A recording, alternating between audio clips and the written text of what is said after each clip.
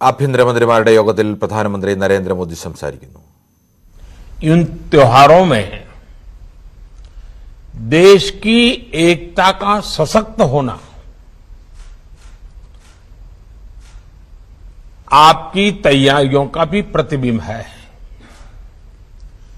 संविधान में भले कानून और व्यवस्था राज्यों का दायित्व है, लेकिन ये देश की एकता अखंडता के साथ भी उतने ही जुड़े हुए हैं.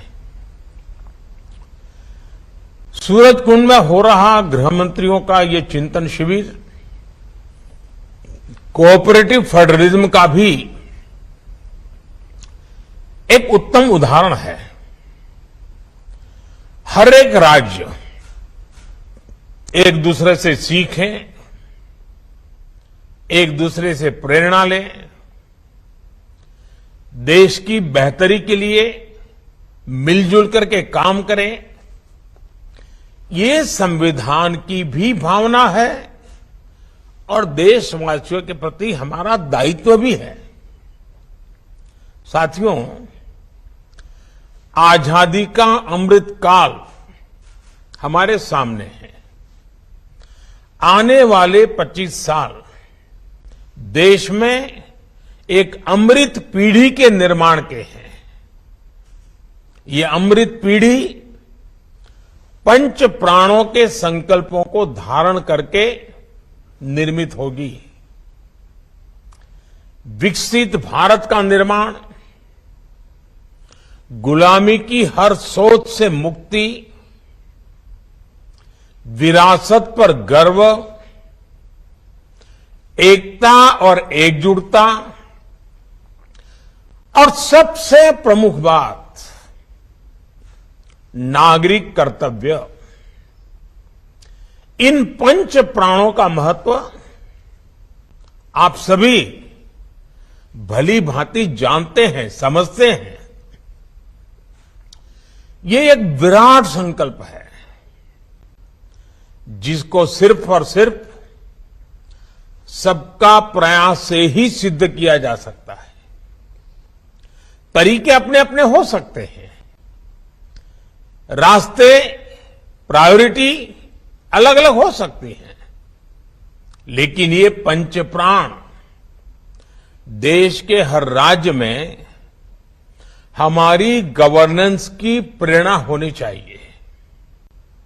जब ये सुशासन के मूल में होंगे तो भारत के सामर्थ्य का विराट विस्तार होगा.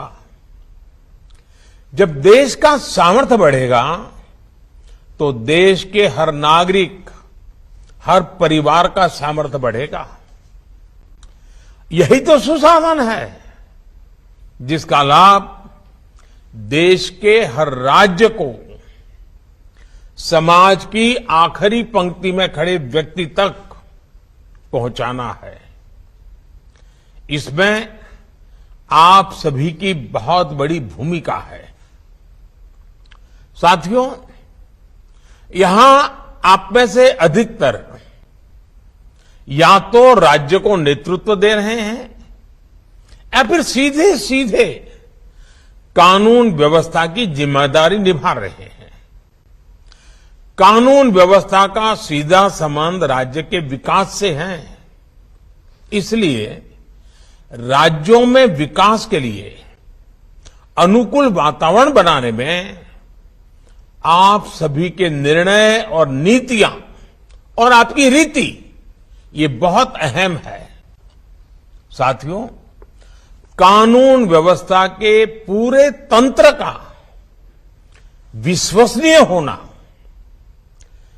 जनता के बीच उनका परसेप्शन क्या है, ये भी उतना ही महत्वपूर्ण है. आपने देखा है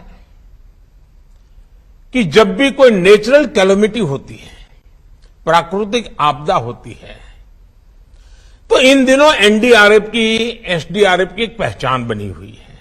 उनका यूनिफॉर्म, उस संकट के समय पहले पहुंच जाना, और इसके कारण देशवासियों के मन में इनके प्रति एक विश्वास बना है कि भाई ये आए हैं, चलिए संभल जाएगा। ये जो कह रहे हैं मानना चाहिए। इनकी बातें अगर स्वीकार करेंगे तो हमारा नुकसान कम होगा। और आप देखिए एनडीआरएफ में है कौन भाई, एसडीआरएफ में है कौन? आप ही के सब साथी हैं, सुरक्षा बल के जवान ही हैं। लेकिन समाज में उनके प्रति बड़ी श्रद्धा बन गई है। आपदा के समय में जैसे ही एनडीआरएफ, एसडीआरएफ की टीम पहुंचती है, वैसे ही लोगों को संतोष होने लगता है कि अब एक्सपर्ट टीम पहुंच गई है, अब से अपना काम कर लेंगे। साथियों, अपराध वाली किसी भी जगह पर जैसे ही पुलिस पहुंचती है, लोगों में ये भाव आता है कि सरकार पहुंच गई। कोरोना काल में भी हमने देखा है कि किस तरह पुलिस की साख बेहतर हुई थी। पुलिस के लोग जरूरतमंदों की मदद कर रहे थे, जरूरी संसाधन जुटा रहे थे, अपने जिंदगी को दांव पे लगा रहे थे। यानी कर्तव्य परायणता में कोई कमी नहीं है। जरूरत अच्छा परसेप्शन बनाए रखने की भी है। इसके लिए पुलिस बल को प्रेरित करना, उसके लिए प्लान करना, हर छोटी मोटी चीजों पर लगातार मार्गदर्शन करते रहना, कुछ गलत होता है तो रोकना, ये हमारी एक जीवंत प्रक्रिया होनी चाहिए। ऊपर से नीचे तक हर पल होनी चाहिए। साथियों, हमें एक बात और समझनी होगी। अब कानून व्यवस्था किसी एक राज्य के दायरे में सिमटी रहने वाली व्यवस्था नहीं रह गई है। अब अपराध इंटरस्टेट और इंटरनेशनल हो रहे हैं। यानी टेक्नोलॉजी की मदद से एक राज्य में बैठे अपराधी दूसरे राज्य में भयंकर अपराध करने की ताकत रखते हैं। देश की सीमा से बाहर बैठे अपराधी भी टेक्नोलॉजी का जमकर गलत इस्तेमाल कर रहे हैं। इसलिए हर राज्य की एजेंसियों का आपस में तालमेल, केंद्र और राज्य की एजेंसियों का आपस में तालमेल, ये बहुत जरूरी है। और इसीलिए आपको मालूम होगा, मैंने डीजीपी कॉन्फ्रेंस में कहा था कि 2 एडजॉइनिंग स्टेट होते हैं, उसके जो एडजॉइनिंग डिस्ट्रिक्ट होते हैं, उन्होंने पीरियोडिकली बैठ करके दोनों राज्यों के उन दोनों जिलों की समस्याओं का संकलन करना चाहिए, साथ मिलकर काम करना चाहिए। उसी में से ताकत बनेगी। कई बार केंद्रीय एजेंसियों को कई राज्यों में एक साथ जांच करनी पड़ती है, दूसरे देशों में भी जाना पड़ता है। इसलिए हर राज्य का दायित्व है कि चाहे राज्य की एजेंसी हो, चाहे केंद्र की एजेंसी हो, या संबंधित कहीं किसी और राज्य से संपर्क आता है, सभी एजेंसियों को एक दूसरे को पूरा सहयोग देना चाहिए। कोई बड़ा है, कोई छोटा है, किसका अधिकार है, उसी में कभी कभी तो हम देखते हैं एक आध एफआईआर रजिस्टर नहीं हुई। क्यों नहीं हुई? तो बोले ये तय नहीं हो रहा है कि वो जो जगह है वो इस थाने में पड़ती है, उस थाने में पड़ती है।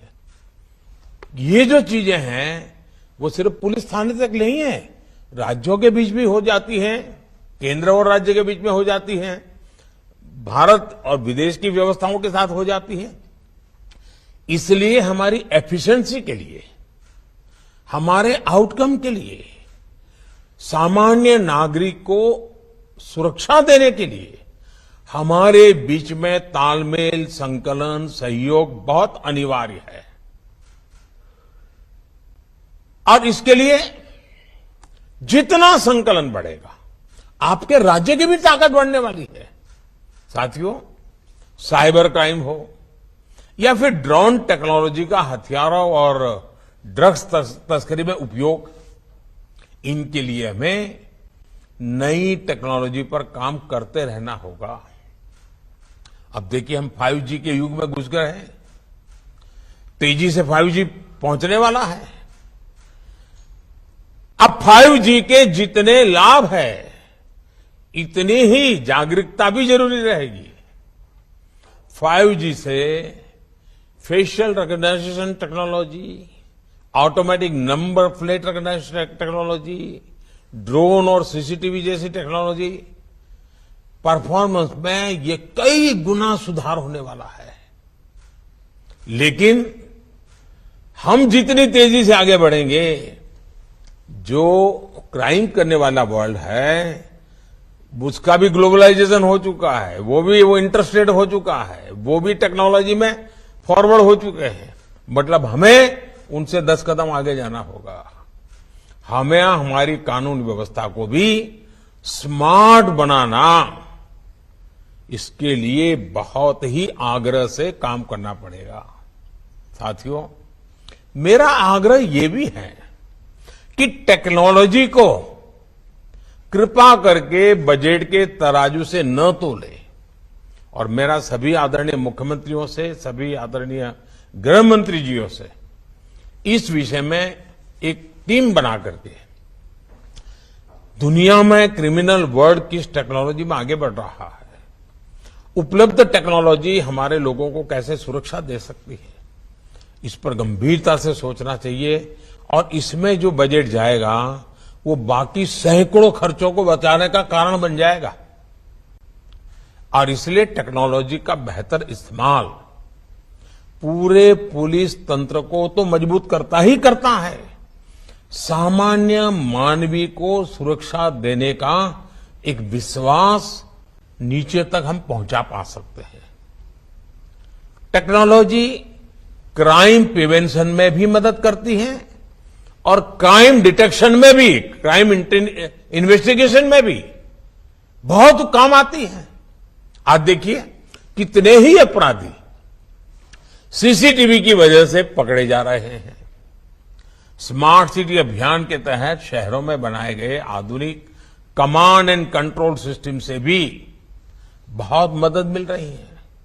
साथियों, इस प्रकार की नई टेक्नोलॉजी के विकास के लिए केंद्र सरकार ने पुलिस टेक्नोलॉजी मिशन भी शुरू किया है।